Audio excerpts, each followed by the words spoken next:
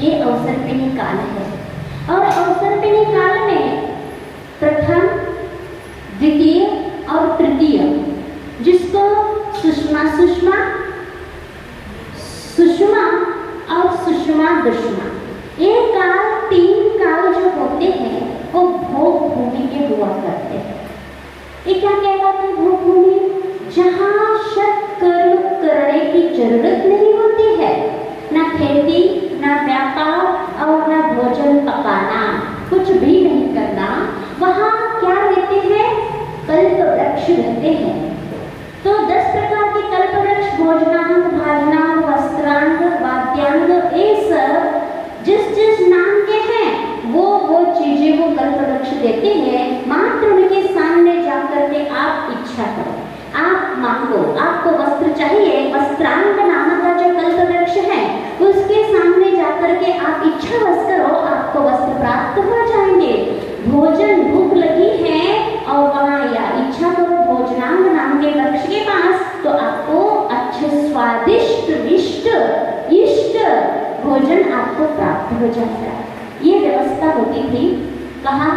भोग भूमि में। वहाँ मात्र भोग भोगना है। और वो जैसे ही भोग भूमि का अंत होना था, तृतीय काल का अंत समझो, और कुछ ही सालों बाद चतुर्थ काल लगना था, दुग्मा सुषमा काल। तब युग के आदि में प्रथम तीर्थंकर वृषभनाथ भगवान का जन्म हुआ। कब जन्म हुआ? तृतीय काल में ही जन्म हुआ उनका। और जन्म होने के बाद उस समय वो राज्य कर रहे थे, राज्यावस्था में थे। उस समय धीरे धीरे कल्प वृक्षों का फल देना बंद होने लगा। क्यों? क्योंकि भोग भूमि का अवसान है और कर्म भूमि का शुरुआत है।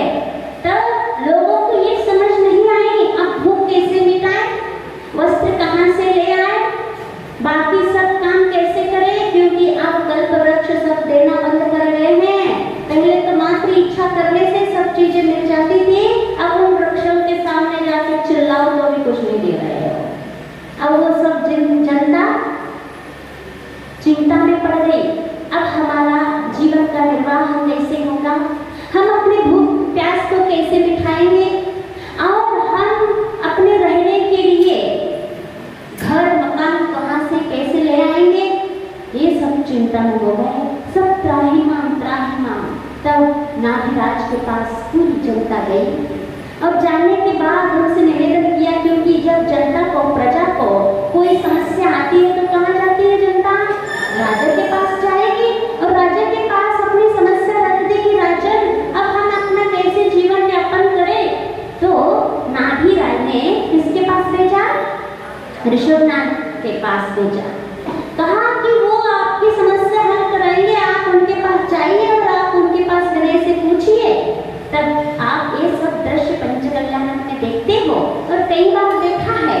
और तब ऋषभनाथ भगवान ने शत क्रियाएं सिखाई और शत क्रियाएं सिखाई, सब लोगों को अच्छा लगा और जैसी विधि होती है वैसे बता दिया, लेकिन अभी धर्म नहीं सिखाया।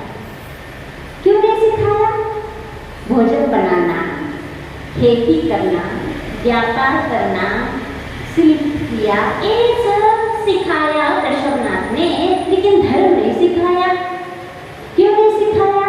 कि प्रतिमा धारण करना, श्रावक व्रत को अंगीकार करना, रात्रि भोजन नहीं करना, देव दर्शन करना, पूजन पाठ करना, स्वाध्याय करना, जाप करना, विधान करना, ये सब क्रिया कुछ भी नहीं बताया जनता को। क्यों नहीं बताया ऋषभनाथ ने?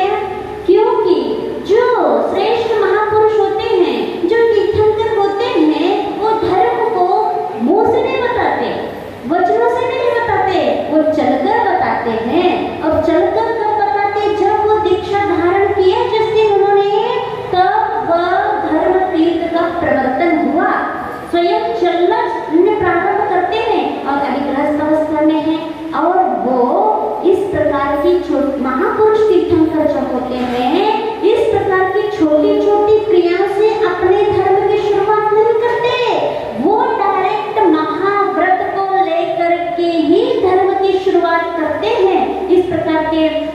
क्या उठा करके स्वाध्याय करना, जाप करना, पूजन करना एक उनके जीवन में नहीं होता है।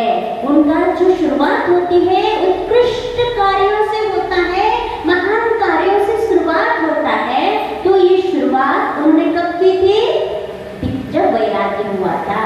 83 लाख पूर्व जब उनका बेटा 1 लाख पूर्व मात्र आयु बची थी, तब वहाँ नीलांजना ने आके नृत्य किया। उस नीलांजना का मृत्यु हुई, उससे उनको वैराग्य हुआ था और वहाँ तीर्थ चला था। लेकिन वहाँ उन्होंने मुँह से कुछ नहीं बताया। उनके साथ 4,000 राजा दीक्षित हुए, लेकिन नष्ट हुए। जब 1000 साल बाद उनको केवल ज्ञान की प्राप्ति हुई, और जब केवल ज्ञान की प्राप्ति हुई उसके बाद उन्होंने श्रावक का मार्ग बताया। अभी तक श्रावक का मार्ग न बताया, मुनि मार्ग तो निकल करके बताया कि मुनि मार्ग ऐसा होता है, ऐसा चलना होता है, ऐसी आहार निकलना होता है। आहार में उनके पुण्य से 1 साल बाद हो चुके थे, लेकिन फिर भी श्रावक धर्म जो होता है, इस प्रकार के षट आवश्यक क्रियाएं जब उनको केवल ज्ञान हुआ तब बताया। पर उसके बाद श्रावक बनना शुरू हुए, तो आज तक श्रावक बनना शुरू है।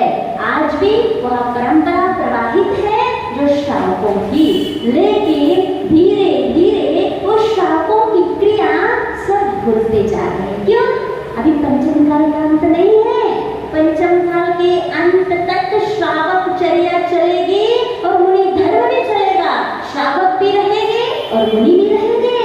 फिर भी अभी ऐसा क्यों देखने में आ रहा है? बाहरी क्रियाएं तो बहुत बढ़ रही हैं, लेकिन विधि भूल रही है। किस विधि से क्रियाएं की जाती हैं? शांति धारा करने वालों की, पूजन करने वालों की, प्रवचन सुनने वालों की भीड़ बहुत लगे हुए हैं। बड़े बड़े मुनिराजों के पास जाओ, आचार्य भगवान के पास और मुनिराजों के पास, तो चौकों की भीड़ रहती है, आहार देने के लिए भीड़ लगी रहती है, लेकिन विधि सब भूल गए हैं। यदि आप विधि पूर्वक नहीं करते, आपको पूरे मार्क्स नहीं मिलने वाले हैं, पूरे नंबर नहीं मिले, पास होना भी मुश्किल हो जाएगा। अब बताओ, आप इतनी सारी मेहनत करोगे, सुबह से उठोगे, उठना कितना मुश्किल होता है सुबह से? होता कि नहीं होता? आज के बच्चों से पूछो, उठना हमारा सबसे बड़ी दिक्कत का काम है, सुबह जल्दी उठना। अगर आप जल्दी उठते हो, मंदिर आते हो, बहुत अच्छी बात है, हमारी भावना है। जिस प्रकार से आदिनाथ भगवान ने दिव्य ध्वनि में श्रावकों को क्रिया बताई, जिस विधि जो विधि भगवान महावीर स्वामी ने अपने दिव्य ध्वनि में बताई, वो विधि पूर्वक आपका होना चाहिए। हम ये नहीं कह रहे कि वाराणसी में विधि नहीं जानते, जानते हैं, लेकिन 100% सब लोग जानते हैं ये हम नहीं कह सकते हैं। कुछ लोग जानते होंगे, कुछ नहीं जानते होंगे। तो जो नहीं जानते हैं और कुछ भूल चूक करते हैं, यहाँ प्रैक्टिकल में दिखाया जाएगा और वो देख करके अपन को वो जीवन में लाना है जहाँ हम भूल करते हैं, आज तक ज्ञात नहीं है। ठीक है ना? अब शुरू होना है ये प्रतियोगिता। थोड़ा भूमिका बनाएंगे क्या कोई संचालक महोदय? अब ये प्रतियोगिता ऐसी है, इसमें अब आप ही बताइए, आप स्वयं उठ के आओगे या हम उठा दें? हम उठाएं?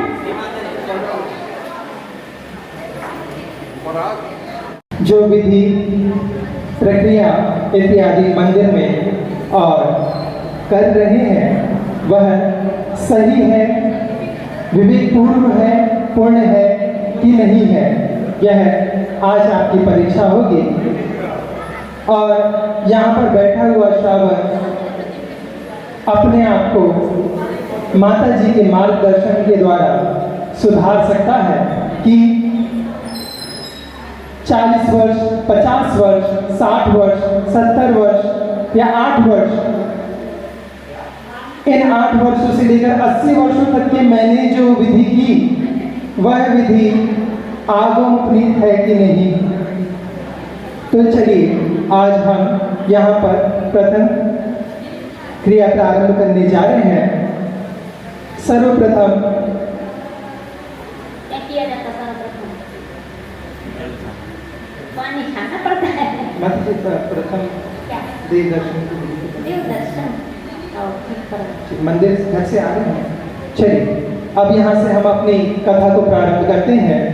आप प्रातः प्रातः उठे हैं, पंच परमेश्वरी भगवान का स्मरण आपने किया और अपने उंगलियों के 24 कोरों पर 24 तीर्थंकर को विराजमान करके उनको सिद्ध शिला में विराजमान करके नमस्कार किया। तत्पश्चात ऐसे शुद्ध भाव बनाए कि हाँ, ऐसे ही 24 तीर्थंकर रूप भगवान का नमन करने के लिए मैं जल्द से जल्द भगवान के दर्शन और नमन करने के लिए ऐसे भाव बनाता हूँ, मंदिर की तरफ बढ़ता हूँ। उसके पूर्व में अपनी शुद्धि करता हूँ, स्नान इत्यादि करता हूँ और धोती दुपट्टा पहनता हूँ या फिर धोती दुपट्टा पहनता हूँ और घर से निकलते हुए रोड को देखते हुए आता हूँ। और जैसे ही भगवान के 9 प्रकार के देवता होते हैं, 9 प्रकार के देवताओं में से एक देवता हमको बाहर ही दिखते हैं। वह कौन से देवता होते हैं? कौन से होते हैं? आप लोग इतनी सारी बात करते तो चारों तरफ गूंजती है। आप थोड़ी सी ऊंची आवाज में बोलेंगे तो हमको भी सुनाई देगा। चैत्य मतलब प्रतिमा, और जहां प्रतिमा विराजमान रहती है वो तो चैत्यालय रूप शिखर को हम जहां से हमको मिलता है हम वहीं से उसको दर्शन करते हैं और आगे बढ़ते हैं। आगे बढ़ते हुए चलिए अब माता जी बताएंगे इससे आगे कि हम किस प्रतियोगी को यहाँ से उठाएं। हाथ उठा के बताओ कौन जिन दर्शन करना चाहता है यहाँ पर? माता जी ऐसे तो कोई नहीं बताएगा।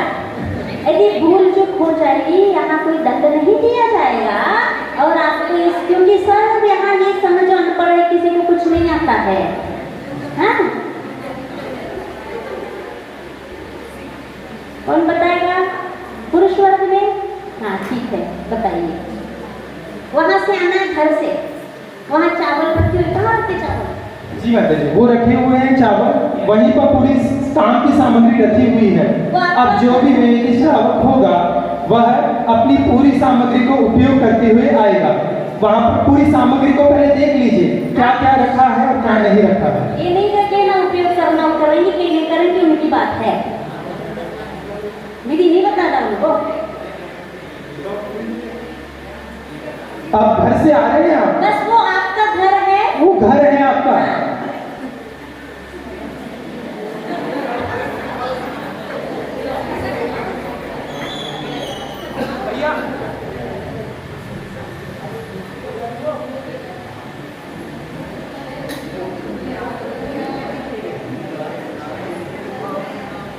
क्या आप इधर से भी आ सकते हैं, इधर से भी आ सकते हैं।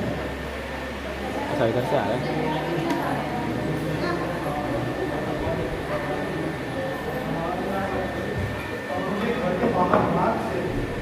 नारायण के शिखर के दर्शन हो रहे हैं। शिखर में स्थित कलश के ये नीला वाला देना। माइक में माइक।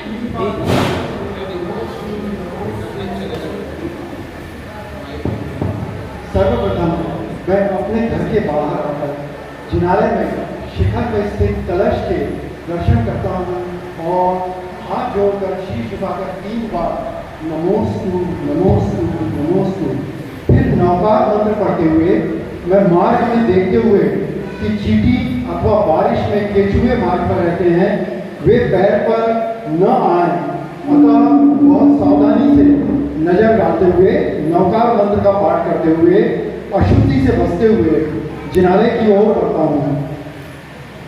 अब मैं जिनालय पर आने पर अपने पैरों को धोऊंगा, किंतु नल को हम केवल इतना ही खोलेंगे कि जिससे हमारे पैर कम से कम जल में धुला जाए और पैर मैं अपनी धोती या पजामे को ऊपर कर पीछे से एड़ी की तरफ से पूरा अच्छी तरह स्टेज के ऊपर आ जाए। स्टेज के ऊपर आ जाए। पानी की व्यवस्था है वहाँ पर। एक्शन करना है बस। एक्शन करना है।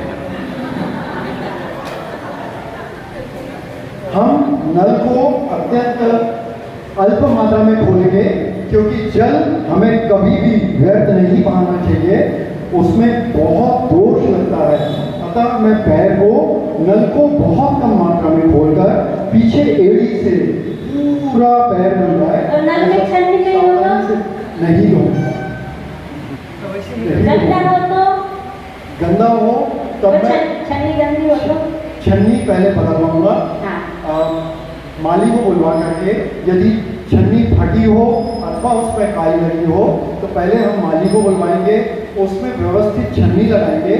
उसके पश्चात पैर धोने की जगह में चींटी या अन्य कोई जीव तो नहीं है वह देखेंगे। उसके पश्चात पैर को कम जल से पूरी अच्छी तरह धोएंगे। उसके पश्चात हम हाथों को भी धोएंगे और थोड़े से छींटे सिर पर डालेंगे। हमें हाथ और पैर दो कारणों से धोने चाहिए। एक तो हम 3 लोग के नाथ के जिनालय में जा रहे हैं, हमारा शरीर पूर्ण रूप से शुद्ध होना चाहिए। दूसरा एक कारण है, water is the good conductor of electricity. पानी जो होता है, जल जो होता है, वह विद्युत का बहुत अच्छा सुचालक होता है। आप देखिए, कोई भी बेहोश होता है, मूर्छित होता है तो सबसे पहले जल के छींटे डाले जाते हैं। आप सचेत हो जाएं, पूरी तरह से चैतन्य हो जाएं, इसलिए जल से हाथ और पैर धोना चाहिए और थोड़े से छींटे अपने ऊपर डालना चाहिए, ताकि हमारे सिर के ऊपर जो सहस्रार चक्र है वह जागृत हो जाए। अब यदि आपके यहाँ पर भैया आगे मंदिर के बाहर क्या होते हैं, मंदिर के बाहर मान स्तंभ होते हैं। यदि मान स्तंभ है तो मैं मान स्तंभ के दर्शन करूंगा, और यदि मान स्तंभ नहीं है तो हमें अवश्य शिखर और कलश के दर्शन करना चाहिए। इसका वैज्ञानिक कारण ये है कि जैसे ही हम अपना सिर ऊपर करते हैं तो हमारे जो 7 हार्मोनल ग्लैंड्स होते हैं, इसमें से यहाँ पे प्यूटरी ग्लैंड होता है, जो हैप्पी हार्मोन होते हैं वह तुरंत स्रावित होते हैं। इससे क्या होता है, हमें तुरंत जैसे ही हैप्पी हार्मोन सेक्रेट होते हैं, स्रावित होते हैं, तो हमें खुशी की अनुभूति होती है, सकारात्मक सोच से हम परिपूर्ण होते हैं। इसीलिए मंदिर के बाहर मान स्तंभ का वैज्ञानिक रीजन ये है, और शिखर के दर्शन का वैज्ञानिक तथ्य ये है, हमें ऐसे करके जब दर्शन करते हैं तो उसका लाभ मिलता है। फिर उसके पश्चात मंदिर की जो चौखट होती है, जो हमारा स्वर चल रहा होता है, जिस नासिका से हमारी वायु चल रही होती है, श्वास खींचते हुए हम सर्वप्रथम दहलीज को 3 बार प्रणाम करें और वहां से उस ऊर्जा को अपने आज्ञा चक्र पे दें, और श्वास खींचते हुए उस कदम को हम अंदर रखेंगे और 3 बार ओम जय जय जय निस्सही निस्सही निस्सही निस्सही निस्सही की बार इसलिए बोला जाता है ताकि जो भी देव 3 लोग के नाम के दर्शन कर रहे हैं वे हमारे जाने पर हमें स्थान दे देते हैं। फिर उसके पश्चात 3 लोग के नाम के एकदम मूल नायक भगवान के सामने से कभी दर्शन नहीं करना चाहिए। हम दोनों बगल दाईं या बाईं ओर से मूलाय भगवान के दर्शन करेंगे, नवकार मंत्र पढ़ेंगे, उनकी मैं जय बोलूंगा। जय बोलने के पश्चात साष्टांग दंडवत होके मैं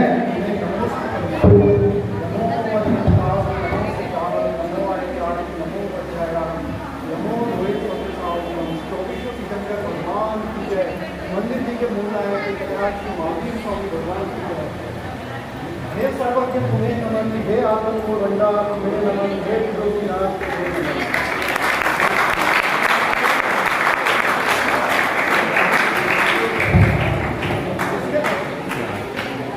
कभी भी बिना दूरी द्रव्य नहीं चढ़ाना चाहिए। वह बाजार में कैसे कैसे हाथों से स्पर्शित है, इस बात का आप अवश्य रखें। इसके पश्चात मैं प्रासून जल से अच्छी तरह द्रव्य को धोऊंगा। उसके पश्चात हम 3 लोग के नाम के दर्शन कर रहे हैं। हमें सम्यक्त्व के 8वां अंग की प्राप्ति हो, हमारे 8 कर्मों का नाश हो, इस भाव से मेरी द्रव्य पूरी अष्ट द्रव्य पूर्ण होगी। मैं प्रासून जल से चंदन को घिसूंगा और द्रव्य में थोड़ा सा चंदन मिला के पूरी अष्ट द्रव्य पूर्ण करूंगा अपने अर्घ में, और 24 तीर्थंकर भगवान के अर्घ पढ़ते हुए अर्घ भगवान को चढ़ाऊंगा। जल फल 8 सूची 7 8 अर्घ करो, तुमको अर्घो भवता भवतरी मोक्ष करो। 24 श्री जिंचन आनंद कन्न सही पद जजत हर पावन पावन मोक्ष नहीं। वींशी विश्वादि वीरांते चतुर्विंशति की कंकराय अनर्पण प्राप्ते अर्घम निर्वपामि स्वाहा।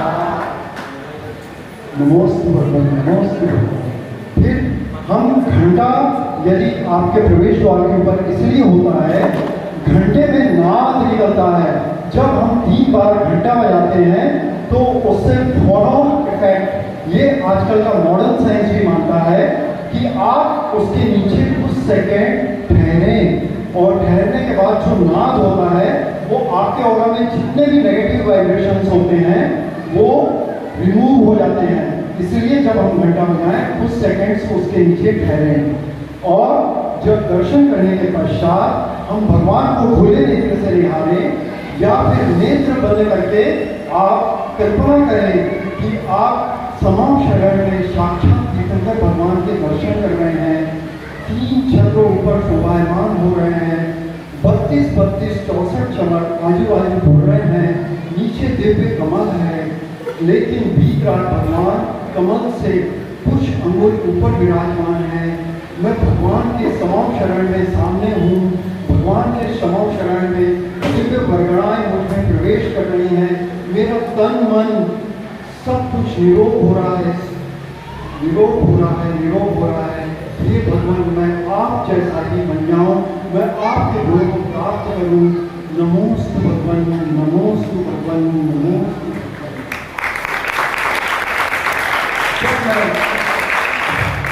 अभिषेक करने के पश्चात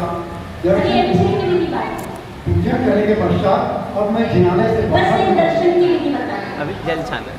आपको दर्शन की विधि बस बताना हो गया। माता जी बाहर निकलते समय बस 30 सेकंड पर बाहर निकलते समय।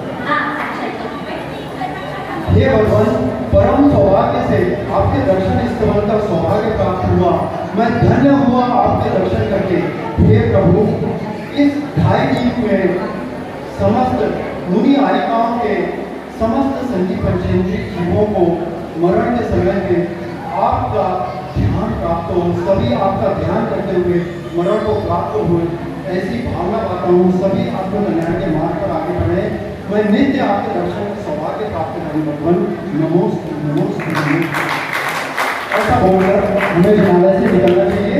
जिनालय से बाहर निकलकर जैसे ही आप गहरी फेंकें, असही असही असही 3 बार करें।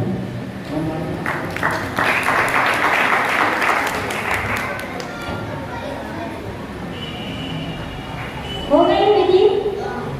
अब आप कोई एक जन उठ के बताएंगे कि इसमें कितनी कमी रह रही है देव दर्शन के विधि में। बताओ बीच आपने आपके पीछे।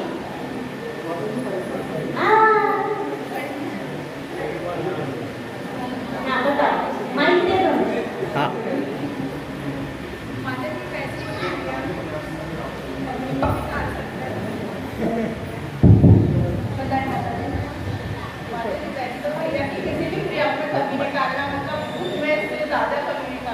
उनको पता थी लेकिन वो उस समय भूल गए। माता जी दर्शन करते समय जाप देते हैं, बिना पाठ वगैरह पढ़ते हैं, ठीक तरह वो तो पढ़ लिया था उन्होंने। हाँ और बस और कौन बताएगा?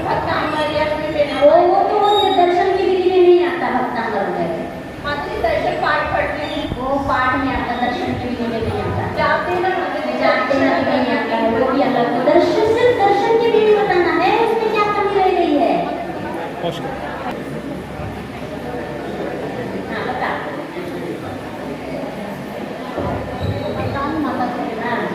उन्होंने ना सब विधि सही बताई, पर है 3 परिक्रमा लगाना भी जरूरी है दर्शन के विधि में, क्योंकि आचार्य पूज्यपाद स्वामी शोर नहीं, आचार्य पूज्यपाद स्वामी 5वीं शती में हुए हैं। उन्होंने 10 भक्तियां लिखी है। उसमें उन्होंने जो नंदीश्वर भक्ति लिखी है, उन्होंने उस नंदीश्वर भक्ति में ये परिक्रमा लगाने की विधि भी बताई है। तो ये परिक्रमा कब लगाते हैं? जैसे ही मंदिर में प्रवेश करते हैं हो गई। जैसे ही मंदिर में प्रवेश करते हैं, घंटा तो बजा दी, लेकिन आप जो प्रभु पतित पावन विनती पढ़ते हो, उसके बाद उसमें क्या आता है? धन घड़ी धन दिवस यो धन भाग्य मेरो भयो। उसके बाद छवि वीत रागी नग्न मुद्रा दृष्टि नासा पहले दर्शन झुक के नहीं करते, एकदम से जाके उन्होंने कर लिया। पहले उनकी मुद्रा को नहीं निहारा, पहले निद्रा को निहारो, और मुद्रा को निहारने के बाद फिर अपन उनको गुणों को याद करके फिर साष्टांग नमस्कार करते पुरुष वर्ग, और महिलाएं कहते गवासन में। ये गवासन में नमस्कार फिर किया जाता है। क्या क्या समझ में आया? जैसे ही भगवान की प्रथम अवलोकन होता है, वहाँ 1 मिनट उनकी ओर एकटक निहारो और अपने आप को धन्य मानो, फिर नमस्कार करो। बिना भगवान के देखे यदि नमस्कार करोगे, और भगवान कैसे बैठे, कितने हैं, क्या है, भगवान है कि भी नहीं, देख तो लो। कभी कभी ऐसा नहीं होता है कि वेदी का रिपेयरिंग होना है, वेदी खाली हो गई, फिर बिना देखे कर लोगे, पहले देख तो लो भगवान जी को। ये उनकी थोड़ी सी भूल हो गई।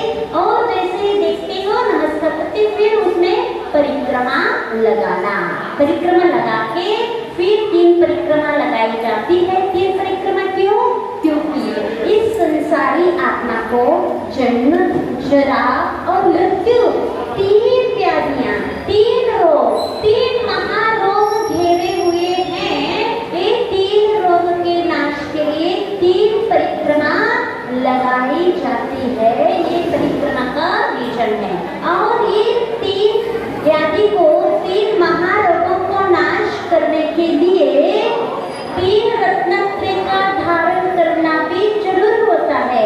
इसीलिए जन्म जरा मृत्यु के नाश के लिए या फिर रत्नत्रय की प्राप्ति की भावना से एक परिक्रमा लगाई जाती है। ठीक है ना? फिर उसके बाद उन्होंने सही विधि बताया जो पढ़ के। और जब एक और उनका भूल हो गई, क्या? जब वो वापिस आ रहे थे, तब भगवान को पीठ दिखा के नहीं आया जाता। हाँ, तो बिल्कुल ऐसे तिरछे होके या फिर उन्हीं की तरफ मुख करके धीरे धीरे और पीछे मुड़ते हुए पीछे नीचे देख के फिर कदम रखना। ये भी आए समझ में? सब प्रत्येक जन को जो आज विधि बताई गई है, उन्हीं भावनाओं के साथ और उसी विधि के साथ आपको दर्शन करना। शंका है, भैया तो पैदल आके सब देख लिया, तो बाइक से आ रहे हो। देखो, बाइक से वैसे आना नहीं चाहिए, पैदल ही आओ। क्यों? उसमें क्या फायदा है? एक तो फायदा है, आप मॉर्निंग वॉक करने जाते हो स्वास्थ्य के लिए। हाँ, जाया जाता है आजकल मॉडर्न। मंदिर आएंगे बाइक से, गाड़ी से, और उसके पहले घूमने जाएंगे, होता है। इससे अच्छा है आप घर से पैदल ही आइए, आपको स्वास्थ्य की दृष्टि से भी लाभ है। और भगवान के जो दर्शन करने के लिए हम जा रहे हैं, वहाँ अहिंसा का भी पालन होगा। देख के चलोगे, गंदगी देख के, जीव जंतु को देख के चलोगे। और दूसरी बात, आप बाइक से आओगे 2 मिनट में पहुंचोगे, ठीक है ना? और पैदल आओगे आपको 10-15 मिनट लगेंगे। जिस समय से आपने घर से ये भाव बनाया कि हमें भगवान के दर्शन करना है, उसी समय से आपको पुण्य लगना प्रारंभ हो जाएगा। भाव मात्र बनाने से, और भाव बनाने के बाद जो भी क्रियाएं आपकी चल रही है शुद्धि होने का, उस समय पूरे समय पुण्य का प्रारंभ हो चुका है। क्योंकि आपका उद्देश्य क्या हो गया? मंदिर दर्शन करने का। फिर आप घर से निकलोगे, आप बाइक से आओगे, सिर्फ 2 मिनट लगेगा, और वहाँ पैदल आओगे तो 15 मिनट लगेंगे। आपको 15 मिनट का पुण्य चाहिए कि 2 मिनट का चाहिए? पुण्य तो पूरा चाहिए। और समय, जितना समय दोगे, ये भी एक और पैदल ही आना सही तरीका है। और चप्पल पहन के नहीं आना, ये भी एक सही तरीका है। क्यों बोल रहा है चप्पल नहीं पहन के आना? तो पैर धोने का रहता है ना,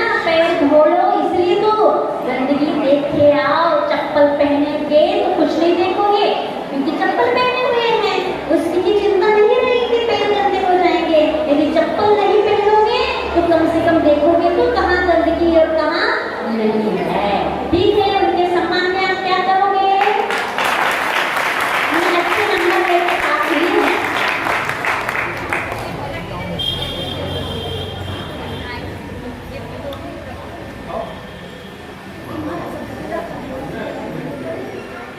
अब आगे की विधि कौन सी है?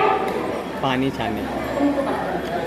पानी छानने की, पानी छानने की विधि आप बोलो।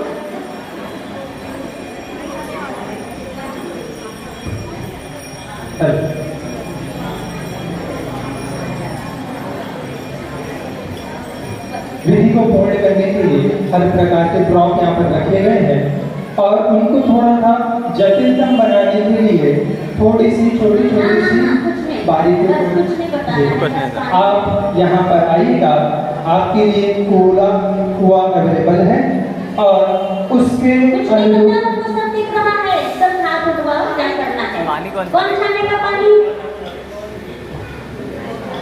सब लीक नहीं करना है दीदी को। भैया भैया आ रहा है।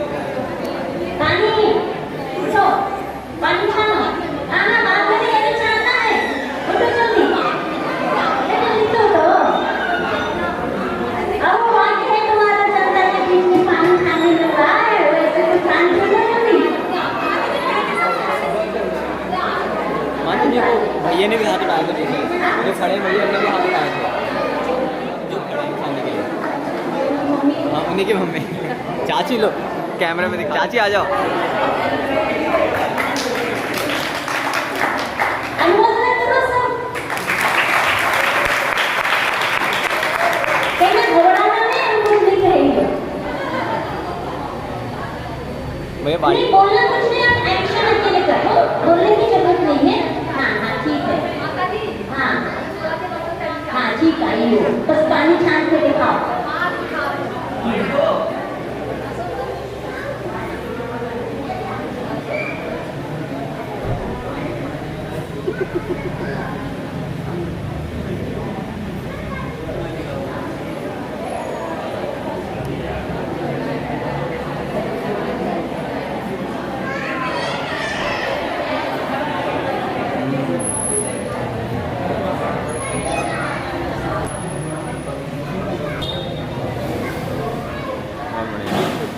हाँ, थोड़ा सहायता कर। अंदर भी उठा दो।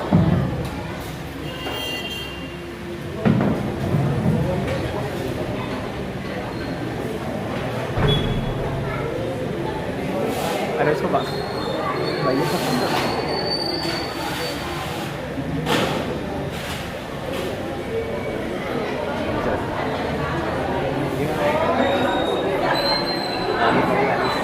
सुनिए पराग भैया, छोटी रस्सी के छोटी रस्सी। नहीं बोलने की जरूरत नहीं है, अकेले बिना बोले भी विधि बता सकते हो। दादाजी पानी पानी आ रहा है। हाँ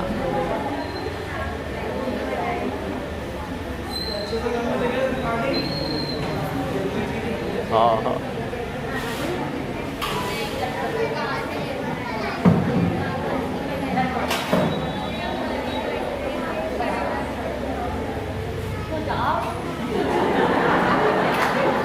नहीं सही है, जो बोल रहा है वो आगे आ जाए।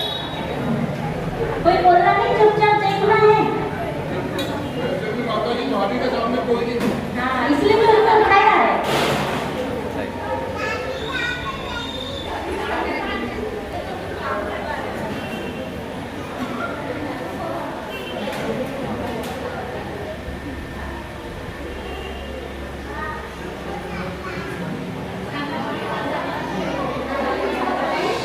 सर कौन माना थे ना सर? जो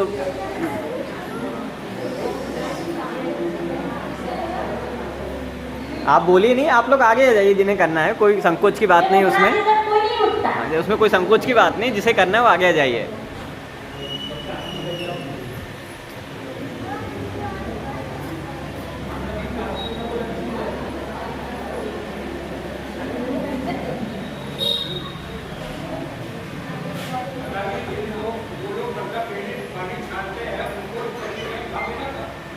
वीडियो दिखा देंगे।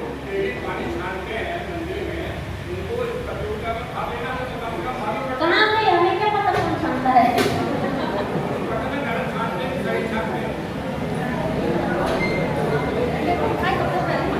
ठीक है, चले गए चलेंगे तो कहाँ से ले आ गए। पर आपको रास्ते साइड में कर।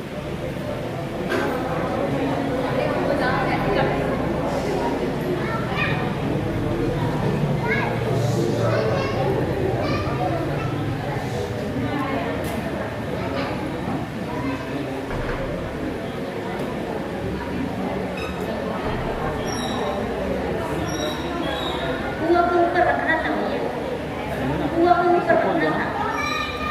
बाहर खोल दो उसका। माता जी बस हम दिखा रहे हैं ना उठा के रख दो ऊपर। भैया, ऊपर रख दो कुआ। पराग भैया,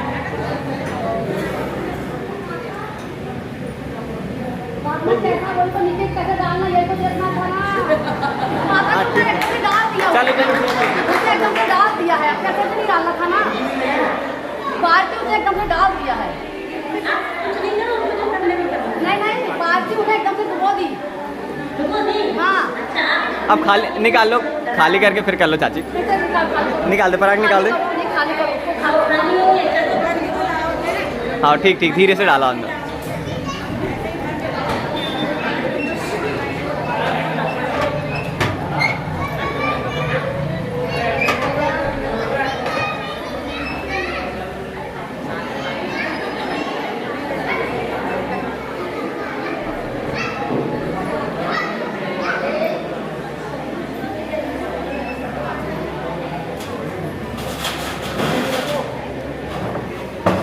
चलो ठीक। अरे यार नीचे पानी गिरेगा ना, नीचे पानी गिरेगा। हाँ ऐसे कर।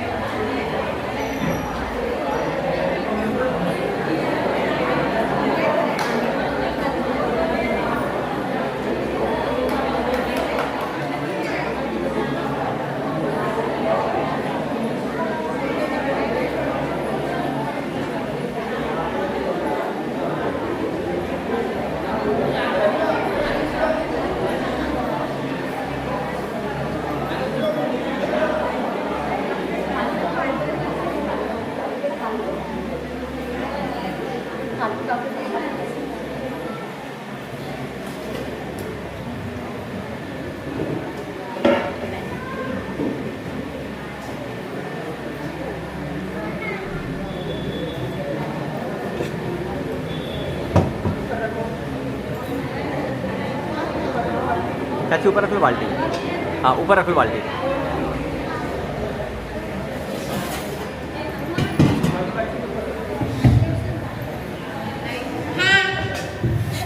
नहीं नहीं, बंद कर दो, बंद कर दो।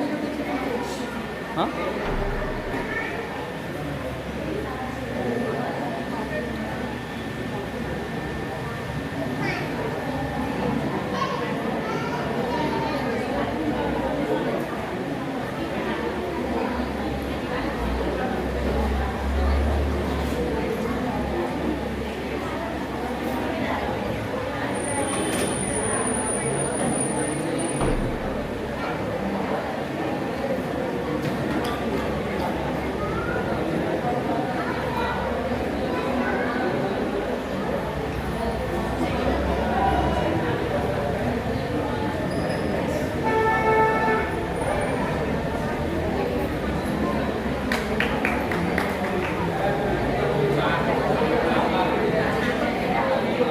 चाची रुकना है मुझे, है ना। रस्सी दिखाना कड़े वाली टेढ़ी करके।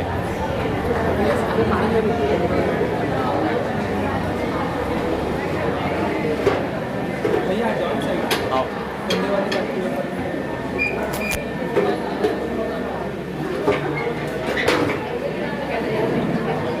टेढ़ी करो, धीरे से करो।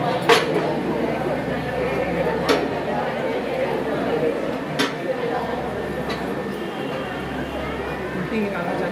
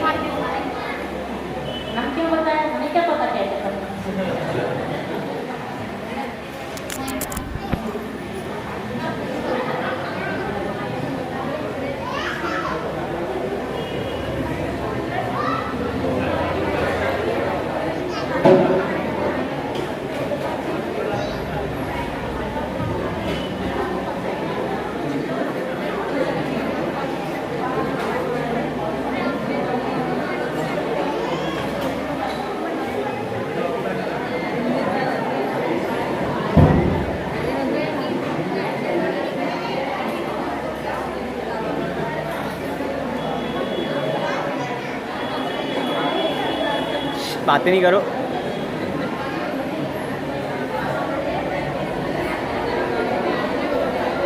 ये डूब गई क्या बाल के अंदर?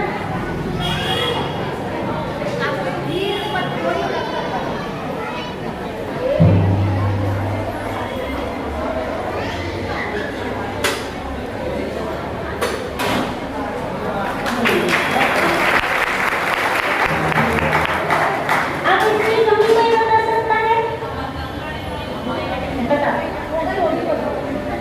माइक माइक दे दो, माइक माइक माइक। माइक दे दो।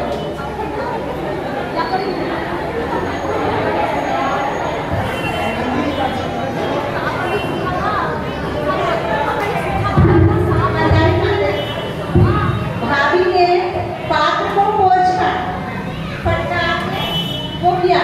वापस जब पानी छाना तो पात्र को धोया नहीं, कलश को पहले धुलना था, उसके बाद पानी भरना था। उसके बाद इन्होंने 2 बार फिर छानी डाली, 2 बार नहीं डाली। जब उन्होंने परात को सबको धो लिया था तो पलटा के रख देना था, अपने आप सूख जाते।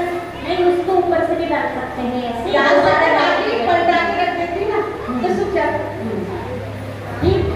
और उस पहले पात्र कैसे धोते हो? पानी को छाना ही नहीं अभी। पानी छाना लगाई थी, छान रही थी तो उसको पूरे परात परात में, उसके बाद फिर छान के रखते।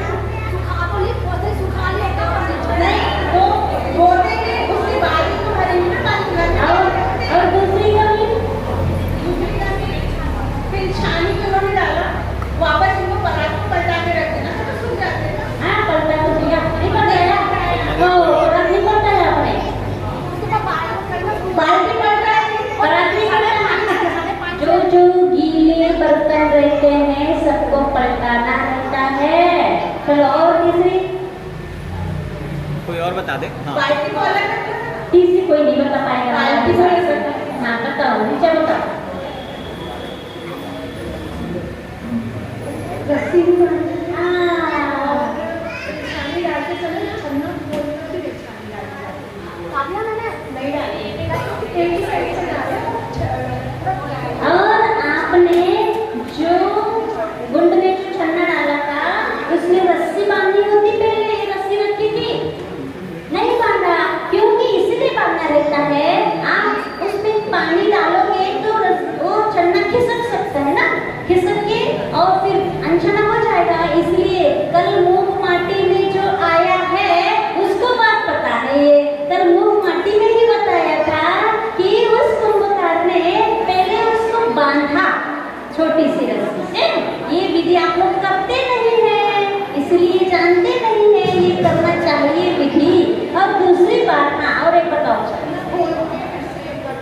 हाँ, और दूसरी एक गलती करी थी ने, जैसे उन्होंने बिछाने के लिए छन्ना उल्टा किया फिर उसमें हाथ से ऐसा कर दिया। उसमें हाथ नहीं लगाना चाहिए।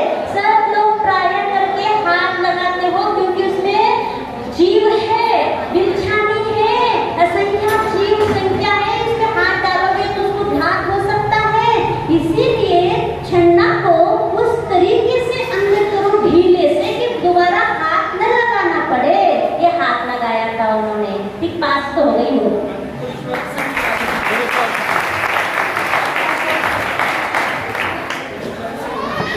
छानने की क्रिया कौन छानता है? वो तो परफेक्ट है। हाँ, आप चलो बता रहे आप करते हो पानी को डालना। हाँ, करके दिखाओ।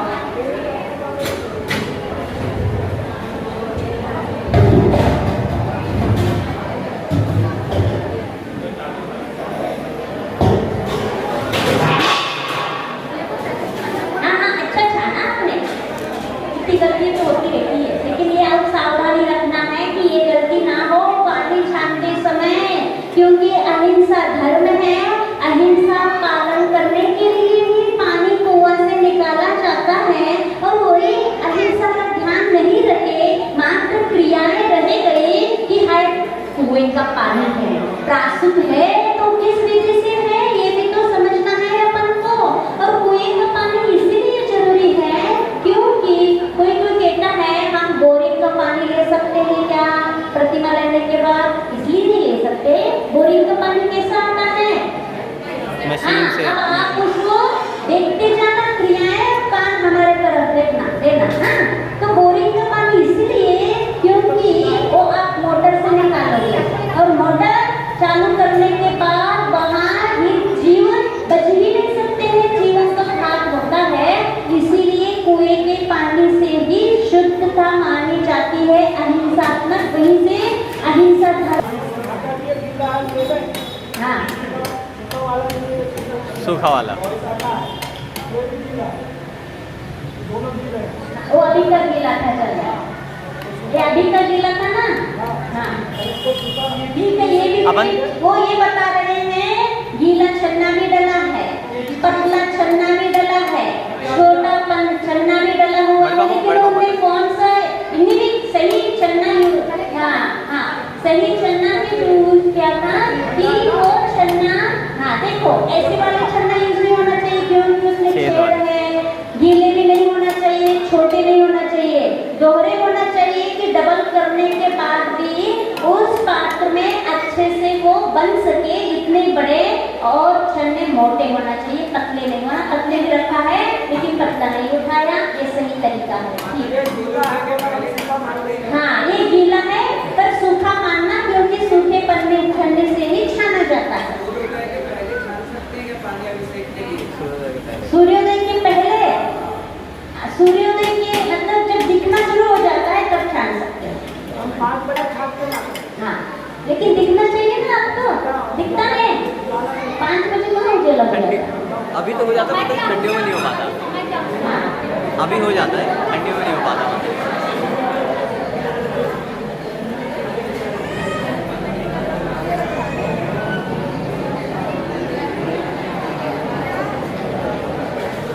बर्तन भी सूखा हुआ था माता जी, पूरे बर्तन को पानी में ढक के रखने का देते हैं, वही अपना बर्तन ये बर्तन को छाना पानी डालते हैं तो अच्छा नहीं रहा। अरे पता कि बाल्टी हटाओ ना।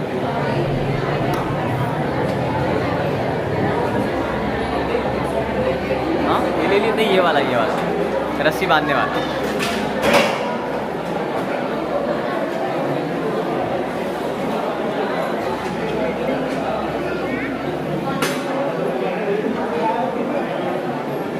पराग ये बाल्टी हटा दो, पराग ये बाल्टी हटा दो सामने, थोड़ा साइड में रख दो। हाँ बस यही किनारे रख दो, किनारे रख दो। हाँ बस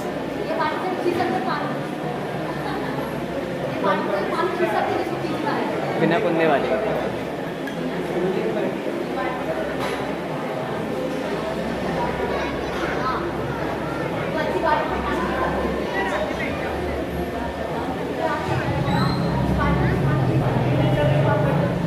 बाल्टी कैसी गई है? धीरे धीरे गई है, अपने पास समय नहीं रहता है तो कोई क्या करता है, सीधे डायरेक्ट बाल्टी कुएं में डाल देता है, ठप से आवाज आती है, जितनी आवाज आएगी उतनी मछलियों की हिंसा हो जाती है। इसलिए ये तरीका है, धीरे धीरे उस गिर्री के माध्यम से ही अंदर, जैसे खींचते हैं वैसे ही अंदर पहुंचाना चाहिए बाल्टी को।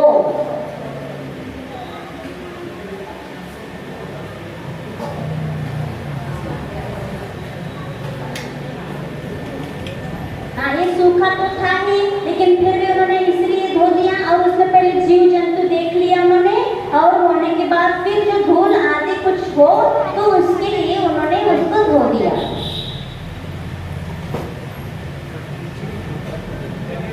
और ये नीचे कुकर क्यों रखा गया है? हाँ उसका बाल्टी का पानी 2-4 बूंद गिर भी जाए तो कॉपर में गिर जाए, क्योंकि अनछाना पानी है वो।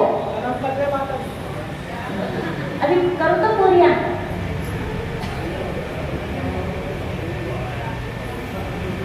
देखो ये बांधने की क्रिया कोई नहीं करता, करते हो क्या? हाँ करना चाहिए। हाँ सूखे गीले छन्ने की भी विवेक रखना चाहिए। ये मात्र यहाँ प्रतियोगिता नहीं बताई जा रही, आपको ये विधि बताई जा रही है कि आपको जब भी पानी छानना हो तो इसी तरीके से छानना। थोड़ा सा समय लगता है, लेकिन इस विधि से करने से आपकी अहिंसा पलती है, पूरा पुण्य लगता है, पाप नहीं लगेगा, पाप से बच जाओगे।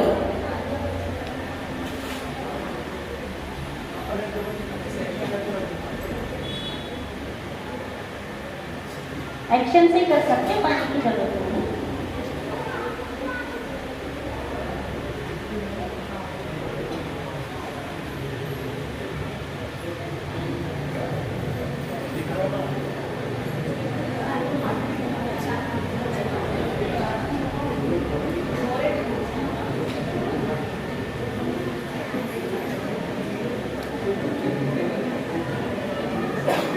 यहाँ 2 बाल्टी रखी हुई है, हाँ, एक में कड़ा है और एक में कड़ा नहीं है।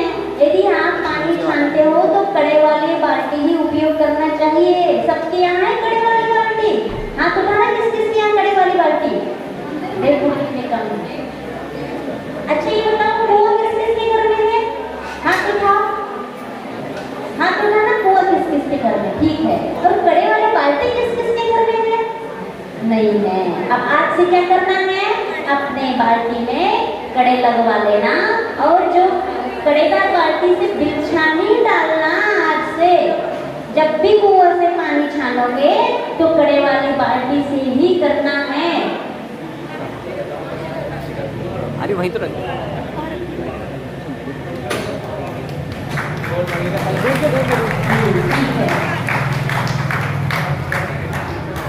ये ठीक है। अब ये पानी छान दिया, छानने के बाद इसकी मर्यादा कब तक रहेगी? हाँ, इसके पहले पहले आपको गर्म कराना होगा, तभी उसकी मर्यादा रहेगी। और ये बहुत हल्का कुनकुना करते हो तो 6 घंटे की, थोड़ी तेज करते हो 12 घंटे की, और उबालते हो तब तक उबल जाए। जैसे दाल उबलता है तो 24 घंटे की मर्यादा होती है।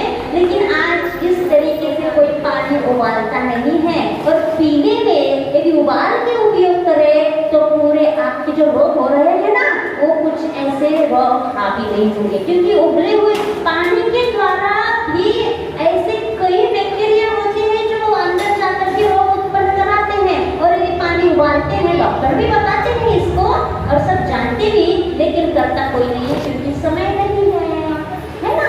प्रमादी बन जाते हो, मेहनत नहीं करना चाहते हो। ये सब विधियां होती है पानी छानने की है। जो जैसे देखा आपने,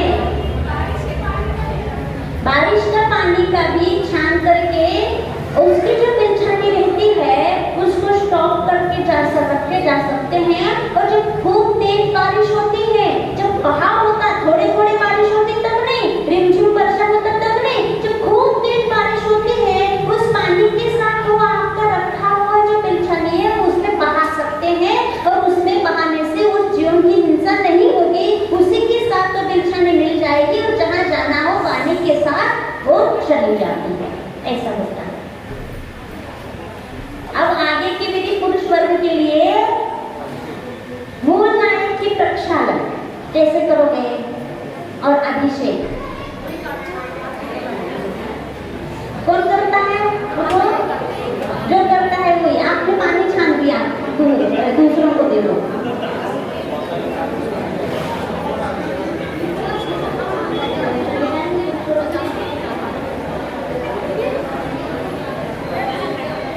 कितने मिनट की है? कितने मिनट की है? 5 मिनट की। इसके पहले 5 मिनट की लघु नाटिका है, यदि आप लोग भावोगे नहीं तो ठीक है ना, बैठे रहोगे नहीं तो विधि पहले करवा।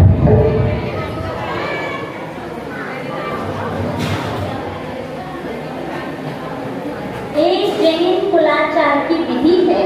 हम जैन कुल में जन्म लिए हैं, और जैन कुल में जो क्रियाएं होती है, यदि हम उनको नहीं जानते हैं तो हमारा जैन कुल में उत्पन्न होना निरर्थक कहलाएगा।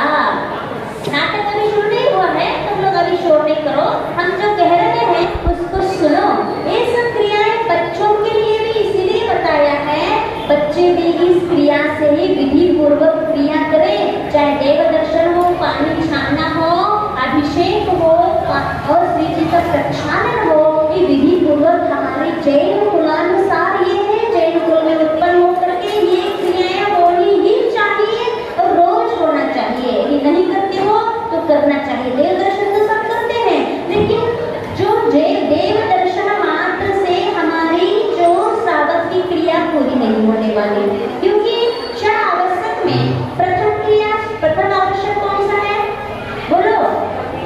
क्या? षड आवश्यक में पहला आवश्यक कौन सा है? देव दर्शन की देव पूजा। और आप लोग क्या करते हो? देव दर्शन करते हो। दर्शन करने मात्र से सावक की आवश्यक पूरे नहीं होंगे।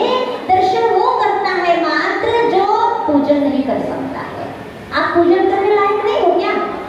फिर जो पूजन करने लायक है, पूर्ण स्वस्थ है, उच्च कुल है, शोर शोधक नहीं है और हर तरह से सक्षम है, वो मात्र यदि दर्शन करता है तो अगले बार इस सक्षमता जो मिली है वो अगले बार नहीं मिलने वाली है।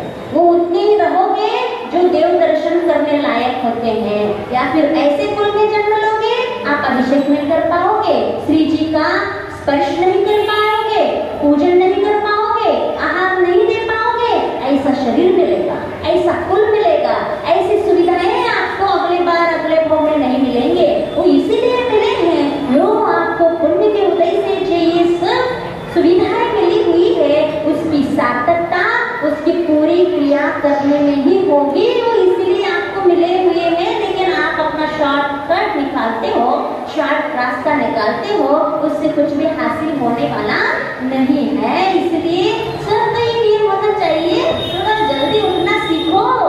हाँ, उठो और सूर्य कहाँ से उदय होता है थोड़ा देखो छत पे जाकर के, किस दिशा से होता है। हाँ, पूर्व कहाँ है? किसी से पूछो आज के नवयुवकों से, पूर्व कहाँ है? पता ही नहीं है पूर्व कहाँ है, कहाँ सूर्य उदय होता है। तो ये सुबह का जो समय होता है, काल का भी अपने आप में बहुत प्रभाव होता है। ऐसा आप जो सुबह जो परिणाम होते हैं, जो सुबह का जो वातावरण रहता है जिसके ब्रह्म मुहूर्त कहते हैं, उसी समय में आप देखना अधिकांश तीर्थंकर मोक्ष गए हैं, केवल ज्ञान की प्राप्ति हुई है, अधिकांश ब्रह्म मुहूर्त में हुआ है। क्योंकि उस समय का वातावरण बहुत शांत और निर्मल होता है। जो बातें कर रहा है उसके करके उठा के दे देना खड़ा करके। तो ये सुबह का जो समय है, सुबह जो परिणाम रहते हैं, हम लोग अपने अनुभव से बताते हैं।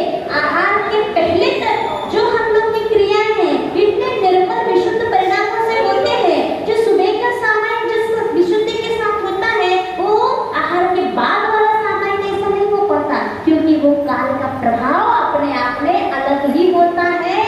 तो सूर्य उदय के समय जो वातावरण रहता है उसको सो के नहीं खोना है, कुछ प्राप्त करके उसका लाभ लेना है।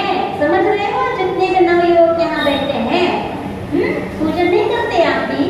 कोई यहाँ जितने भी नवयुवक बैठे हैं पूजन करने वाले 2-4 ही नवयुवक है, बाकी तो बूढ़े ठाड़े बुजुर्ग लोग हैं जो करते रहते हैं।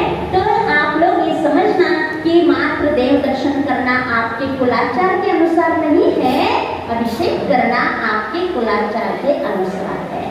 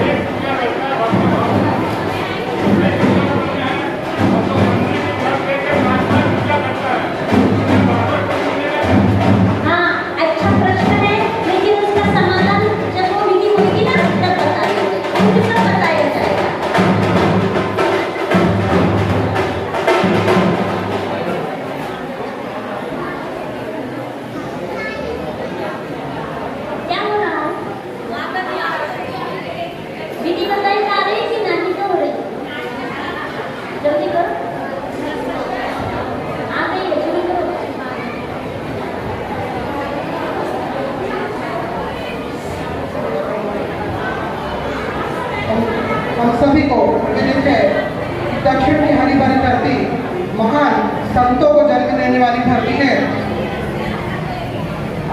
दक्षिण भारत से इस भारतवर्ष पर महान आचार्यों का जन्म हुआ है, चाहे वो आचार्य कुंद हो, आचार्य सुमंत भद्र, आचार्य पूज्यपाद स्वामी, आचार्य विद्यासागर, आचार्य शांति सागर, ऐसे महान संतों को जन्म देने वाली दक्षिण भारत की धरती है।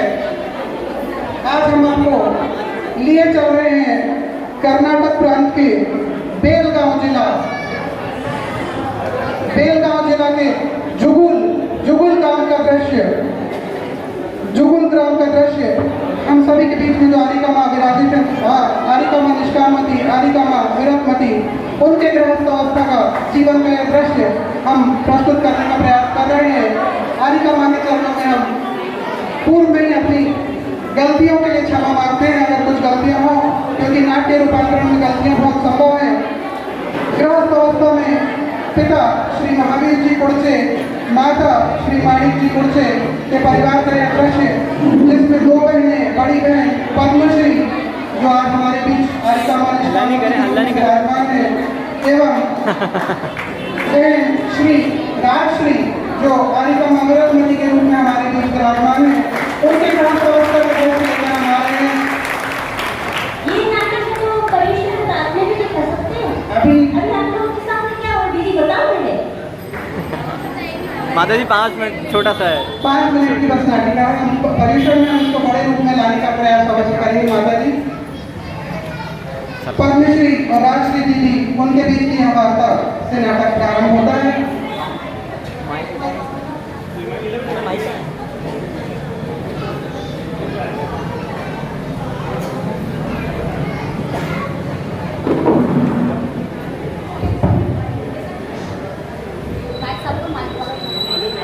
चालू है। पद्मश्री अक्का। हाँ लक्ष्मी। अम्मा अब्बा आपकी शादी की बात कर रहे थे, क्या सच में आपकी शादी होने वाली है? नहीं, मैं अपनी कसम नहीं बसाने वाली। तुम्हें पता है, जब हमने नियम सागर जी महाराज के दर्शन किए थे, उनका स्वरूप देखकर तो ऐसा लगता है जैसे कोई चतुर्थकालीन मुनिवर है। हाँ अक्का, आज तक हमने सिर्फ शास्त्रों में ही पढ़ा है कि सच्चे दिगंबर गुरु कैसे होते हैं। आज नियम सागर जी महाराज को देखकर पता चल गया कि सच्चे दिगंबर गुरु ऐसे ही होते हैं। हाँ, और उनके गुरुवर श्री विद्यासागर जी महाराज तो और भी ज्यादा ज्ञानी है, और उनकी चर्या तो और भी ज्यादा अद्भुत है। हाँ अक्का, सुना तो है। अभी अक्का कह रहे थे कि आचार्य गुरुवर का संग गिरनार जी की यात्रा पर जा रहा है, और अब्बा भी वहाँ पर जा रहे हैं। हाँ, अगर हम वहाँ जाएंगे तो मैं आचार्य गुरुवर से व्रत ले लूंगी और अपने जीवन का कल्याण करूंगी। अक्का, अगर आप व्रत ले लोगे तो मैं क्यों पीछे रहूं? मैं भी व्रत लूंगी। नहीं, अगर हम दोनों व्रत ले लेंगे तो घर में कौन रहेगा? अब्बा अम्मा का ध्यान रखने के लिए भी तो कोई होना चाहिए ना।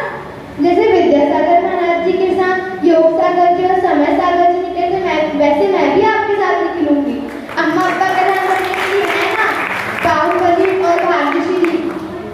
ठीक है, लेकिन अभी तो अम्मा अब्बा को बनाना बहुत ही मुश्किल होगा। पता नहीं वो तैयार होंगे भी या नहीं। क्यों नहीं तैयार होंगे? अगर आपके लिए तैयार हो जाएंगे तो मेरे लिए भी तैयार हो जाएंगे। आप जो करोगे मैं भी वही करूंगी। मैं आपकी लाडली बहना जो हूँ।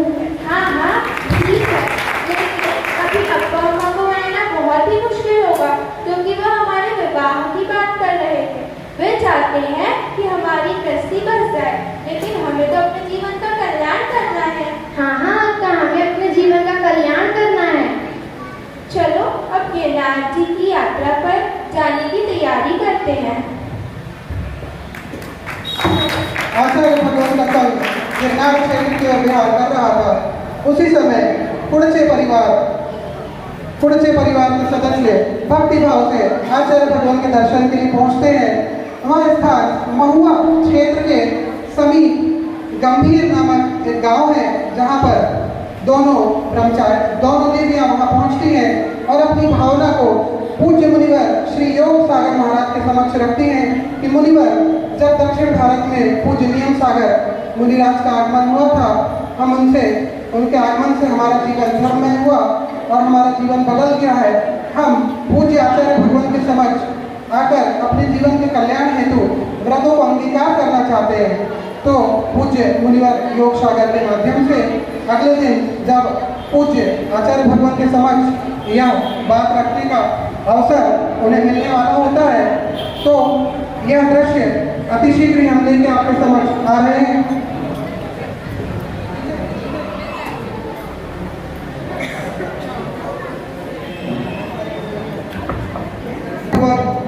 विहार रखा और मार्ग में गंभीर नामक गांव जहां पर पूज्य आचार्य भगवान विराजमान थे और दोनों बहनें अपने परिवार के साथ उस स्थान पर पहुंचती हैं और आचार्य भगवान के समक्ष अपने भावों को रखना चाहती हैं तो मुनि योग सागर के द्वारा आचार्य भगवान को विदित हो जाता है कि पूर्व में ही दोनों बहनें मुनि नियम सागर जी के जीवन से उनकी चर्या से प्रभावित होकर अनेक नियमों को अंगीकार कर चुकी है और वे धर्म क्षेत्र में आगे बढ़ने के लिए तत्पर हैं। पूज्य आचार्य भगवान के समक्ष पद्मश्री दीदी और राजश्री जी। नमोस्तु गुरुवर, नमोस्तु गुरुवर। गुरुवर, हम आपके पास कर्नाटक ग्राम से आए हैं। मैं पद्मश्री और मैं राजश्री। हमें आजीवन व्रत चाहिए गुरुवर। आजीवन? हाँ गुरुवर, हम आपके पास आजीवन व्रत लेने के लिए आए हैं। नहीं नहीं, अभी आजीवन नहीं, 2 साल। तुमने अपने अम्मा पापा से आज्ञा ली? नहीं गुरुवर। उसके बिना हम व्रत नहीं लेते। जाओ पहले अम्मा पापा से आज्ञा लेके आओ। हाँ गुरुवर, हम अपने अम्मा पापा से आज्ञा लेकर आते हैं। आचार्य भगवान दोनों बहनों को अपने माँ पिता अर्थात अम्मा और अप्पा की आज्ञा लेने के लिए भेजते हैं और अप्पा चिंता व्यक्त करते हैं कि आप दक्षिण भारत से हो, यहाँ की जलवायु, यहाँ की भाषा, यहाँ का खान पान सब कुछ उत्तर भारत से अलग है तो आप कैसे वहाँ पर रह पाओगे, कैसे इन कष्टों को सहन कर पाओगे। यह वार्ता अप्पा के बीच में होती है तो अप्पा जब पूछते हैं कि आप कैसे दक्षिण भारत से उत्तर भारत की ओर जाओगे ना, आपको भाषा आती है, खान पान जलवायु सब कुछ विपरीत है, आप कैसे इन कष्टों को सहन करोगे। अप्पा, अगर हमें अपने जीवन का कल्याण करना है तो अभी से हमें कष्टों को सहन करना पड़ेगा। हमें अपने जीवन का कल्याण करने के लिए आगे और भी कष्टों को सहन करना है। और कन्नड़ भाषा आती है हमें, लेकिन हम हिंदी भी सीख लेंगे। ठीक है, जाओ फिर अपने जीवन का कल्याण करो।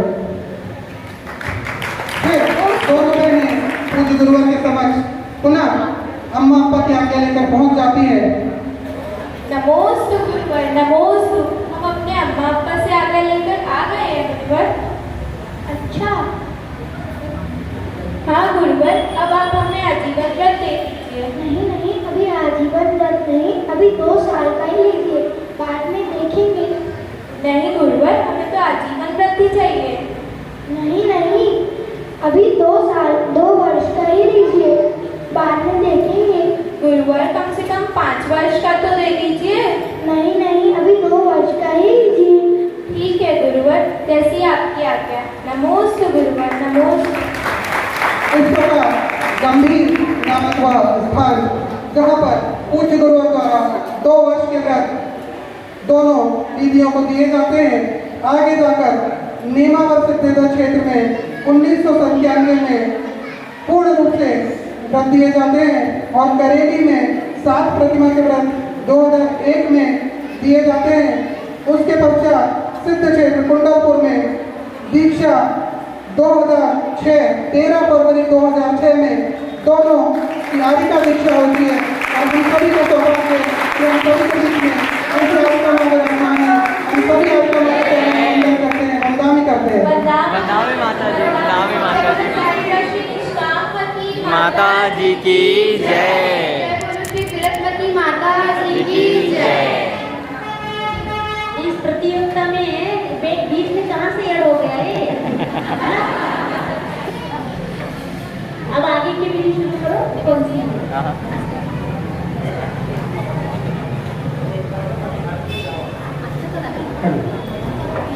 आगे की विधि में आगे की विधि में अब हम पुरुष वर्ग को यहाँ से आवाज देते हैं कि आप प्रत्येक दिन पूज्य बड़े बाबा का परिमार्जन इत्यादि करते हैं। आप इस विवेकता के साथ में बड़े बाबा अर्थात किसी भी प्रतिमा का परिमार्जन किया जाता है, आप अपना हाथ उठाएं।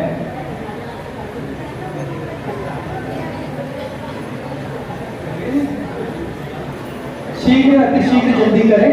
लोग जानते हैं क्या? अभिषेक विधि, मूललाइन का प्रक्षालन आदि उठोगे कोई? वहाँ बता दिया जाएगा जहाँ भी आप चुप हो गए, क्योंकि सीखने की दृष्टि से है। यदि हम ये चाहते हैं कोई सीखना चाहता है तो यहाँ आगे आ जाए। जो कर रहे हैं वो रोज तो कर ही रहे हैं, उनको सिखाने की जरूरत नहीं है, और वो भी ये देखेंगे कि हम कहाँ चुप करते हैं, कहीं चुप करते हैं। और हम विशेषता उनसे बोलेंगे जिन्होंने धोती दुपट्टे पहने हैं।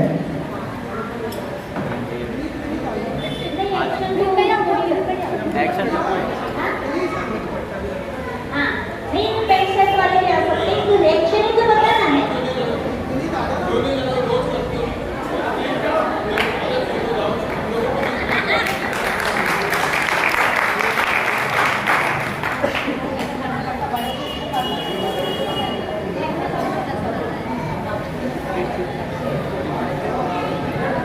प्रक्षाल आपको ये बोलना है तो प्रक्षालन करना है। प्रक्षाल आराम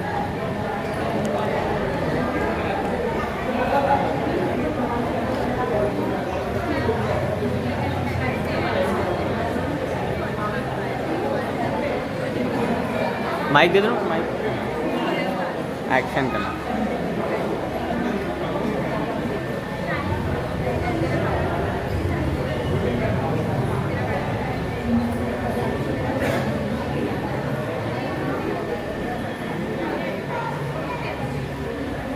भैया थोड़ा दिखा के इधर।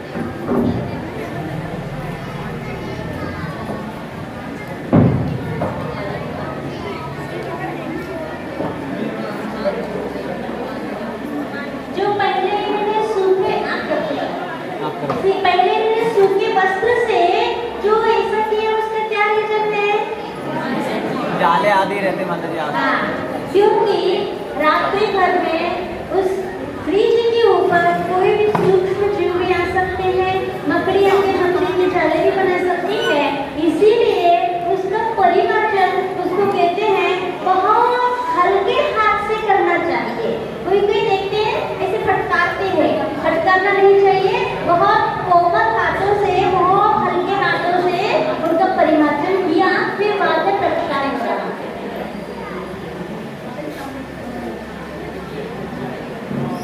और उन्होंने थोड़ी सी ये गलती की, पहले आंखों से देखो कहीं जीव है क्या, देखते हो? नहीं देखते, कभी तो नहीं देखा भी। पहले देखो कहीं जीव तो नहीं चल रहा है, चींटी तो नहीं चल रही है, यदि चल रही है तो उसको धीरे से अलग करो, यदि जाली बनी हुई तो धीरे से अलग करो, फिर पुनः परिमार्जन करो। ठीक, कल से ऐसे करना। हाँ, अब हम श्री जी को वहाँ से उठा के विराजमान करना, ये सब करना। इसको ऊपर करना है। यही दिखाएंगे कि और दूसरे लोग कोई दिखाना चाहता है? भैया कभी करते हो विशेष जो पीछे बैठे हैं? तुषार के पापा? हाँ हाँ, तो चलो देखते कभी कभार कैसे करते हो आप।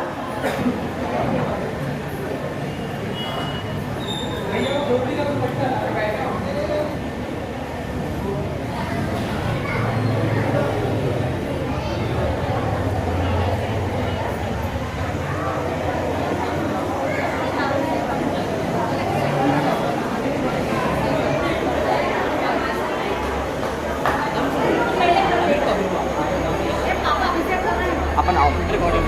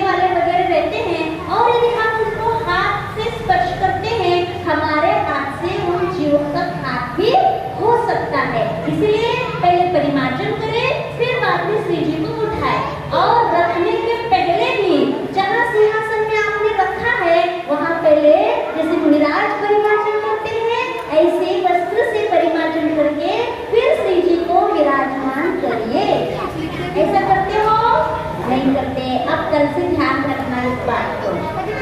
माता जी गंदों तक विसर्जन, वो बनाते हो ठीक है। गंदों तक विसर्जन। अकेले ये बताना था कि श्री जी को कैसे उठाना और कैसे विराजमान करना, एक थोड़ी सी कमियां है तो वहाँ आपको करना है। हाँ, आज दूसरा और भी तो खड़े रहते हैं ना, उनसे परिमार्जन करवा, ये नहीं समझ रहे कि आप हाथ छोड़ के परिमार्जन करने लगे। दूसरे जो सामने और लोग खड़े रहते हैं कि नहीं खड़े रहते हैं। हाँ, और सुनो एक बात और, आप श्री जी को उठाते हैं तो हमने कहीं और पिछली बार जो चंद्रमा हुआ था वहाँ ये चीज देखी बहुत अच्छी लगी। और आरुण में देखा, आरुण में एक कैप बना हुआ है, जैसे ये आप कपड़े का कैप लगाते हो ना, वहाँ चांदी का बना हुआ है, चांदी का, और वो रख लेते हैं कैप के ऊपर, क्योंकि वहाँ बालों का कपड़ों का श्री जी को स्पर्श नहीं होगा चांदी के कैप होने से। और वो लगाते हैं जो भी वहाँ इंद्र बनते जो भी, और उसको अच्छे से भगवान जी को विराजमान कर लेते हैं। यहाँ पर आप लोग क्या करते हो, ऊपर ही ऊपर रख लेते हो, टच नहीं करते, क्योंकि वस्त्रों को और बालों को टच नहीं करना है, क्योंकि श्री जी इतनी पवित्र है, उसका भी ध्यान रखना है। तो आप ऐसा कर सकते हो कि एक केक बनवा लेना, तो उसके ऊपर अच्छे से रख के। और दूसरी बात, एक कोई भी विनती पढ़ते हुए श्री जी को ऐसे ही अकेले नहीं ले जाना चाहिए, दो चवर ढोते हुए और ऊपर छत्र विराजमान करते हुए, और पीछे जितने भी लोग हैं एक वहां से थोड़ी सी अच्छे से आराम से, जैसे इंद्र ठमकता हुआ जाता है और उसके पीछे स्तुति भक्ति करते हुए, ताली बजते हुए, घंटा बजाते हुए 2 मिनट का तो समय देना चाहिए कि श्री जी को वहां से ले आकर के वहां फिर वहां जो सिंहासन है वहां विराजमान करे, है ना। ऐसे कल से करना बहुत अच्छा लगता है, इस प्रकार से विधि करने में। हाँ, बाद में कक्षा अब बहुत टाइम हो गया।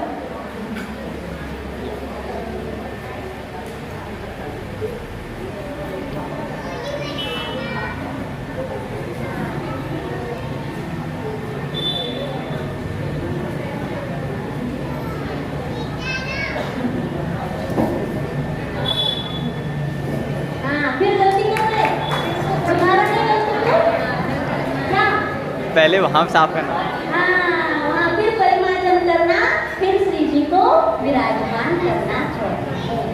अब आप क्या करोगे कब से? हाँ, रोज करोगे? कितने बजे उठोगे? उठना पड़ेगा, पड़ेगा नहीं, उठो, ठीक है।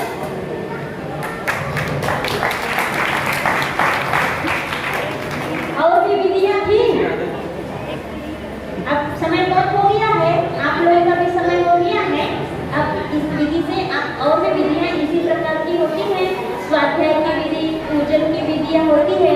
समय होने के कारण बताया नहीं है, आप आगे और कभी बताते हैं। तो हम श्रावक होने के नाते इस विधि के साथ हमें सब प्रक्रिया करना चाहिए, और एक एक विधि में आपको नंबर मिलते हैं। जैसे आप परीक्षा हॉल में जाते हो, एक एक प्रश्न के लिए अलग अलग नंबर रहते हैं कि नहीं रहते हैं।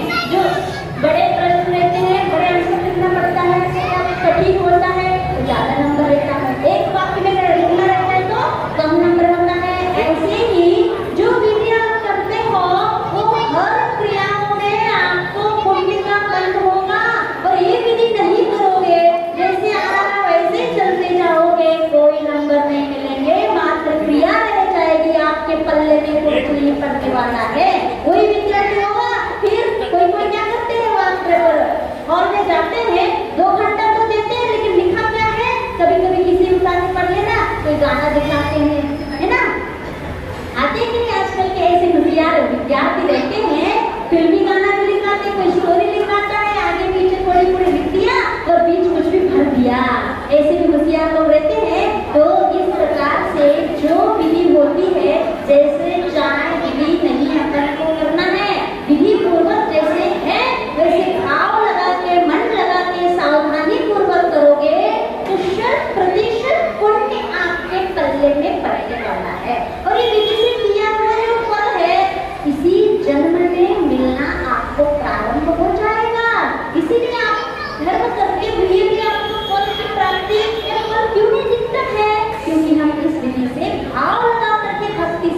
नहीं करते हैं। तो ये विधि जो जो बताया है आपको सबको करके पानी इसी प्रकार से छानना है, श्री जी का उठाना, विराजमान करना, इसी विधि से करना। अच्छा लगा सबको कि नहीं?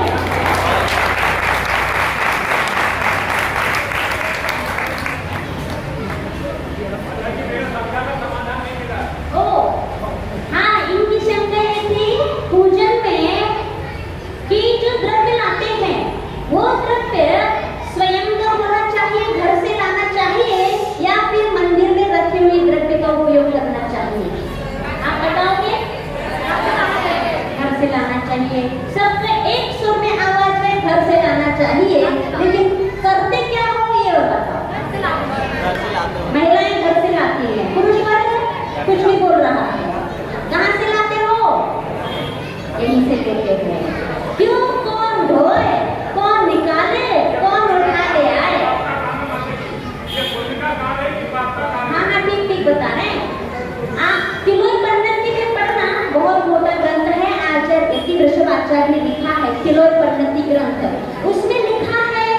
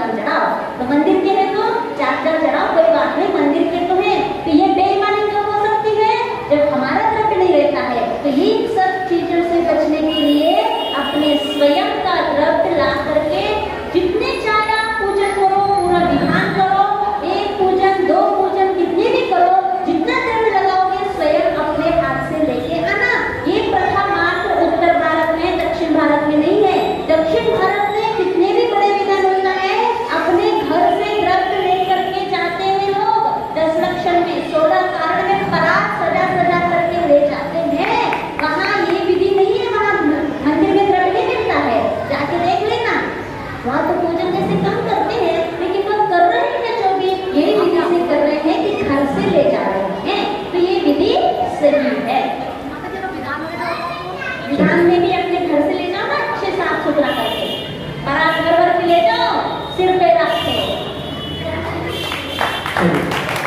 इसी सत्र को आगे बढ़ाने के लिए प्रत्येक रविवार को शाम को 6:30 बजे के पश्चात आप शंका समाधान का सत्र माता जी के माध्यम से यहाँ पर संपन्न होगा। आप सभी प्रत्येक रविवार को शाम को 6:30 बजे अपनी शंकाओं को लेके आइए। आज से ही, आज शाम 6:30 बजे और प्रत्येक रविवार को शाम को 6:30 बजे इसी प्रकार का सत्र होगा। आप अपनी शंका लेके आइए और माता जी से अपना शंका का समाधान पाइए। रविवार पूजन के तहत सभी बच्चों का नाश्ते की व्यवस्था जैन भवन में रखी गई है। स्वतः की व्यवस्था ऋषभ बच्चन परिवार से श्रीमती रूबी बहन के जन्मदिवस के उपलक्ष्य में रखी गई है। संयम मंडल, बालिका मंडल के जो बहने हैं, छोटे बच्चे, सखी मंडल और युवा भाई सभी यथाशीघ्र वहाँ पहुँचे। वाणी जग कल्याणी जग